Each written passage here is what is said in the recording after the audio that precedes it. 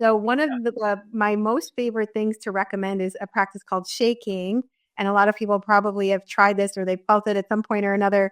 And when I learned this, I was in the south of France and there was this movement that I went to a retreat for. And the woman who founded this practice, she talked about shaking. She said, imagine a gazelle being chased through the grasslands by a tiger. The gazelle gets away. However, the gazelle does not go to therapy for the next 10 years about this time that the tiger was chasing her. What the gazelle does is she shakes through every part of her body, releasing the tension, releasing the fear, and goes back to being a gazelle. Now, why this is so important is we hold these patterns. They're literally patterns. And again, the Eastern traditions, they knew this intuitively somehow, but the Western science is catching up. We're holding these patterns. I mean, they are true holding patterns in our bodies. So releasing.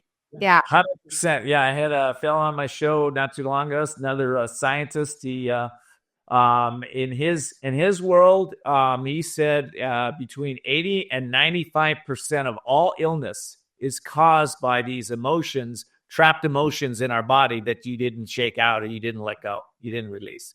And I think he's onto that. I think you're onto it too. I think it's stuck in patterns in our in our cells. Right? Oh, yeah. And a lot of scientists and medical professionals will say this same thing. They do say this. And it's funny how they assign these percentages, right?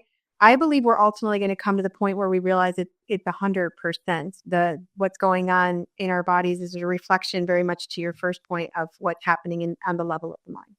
Yeah. And I think the body is a reflection of what's going on in the mind. So you can, it's all connected. It's all connected. And we can look at like you said, you can't measure, you can't see if a thought is coming from your subconscious mind, your conscious mind, or something outside of you, or maybe in a higher, super conscious mind or cosmic consciousness. You don't know that. I don't know if we'll ever be able to know where that is. Maybe we will. Maybe AI will be able to distinguish that, but right now all we can see is where it lights up the brain.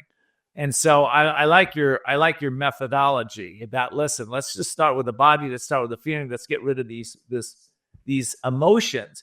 It's like if you're walking down the street and somebody says, I don't like the way you look. And all of a sudden you feel this, somebody can feel it and get upset, or just somebody else goes, man, that's, interesting point of view. Mm-hmm. That's the difference, right?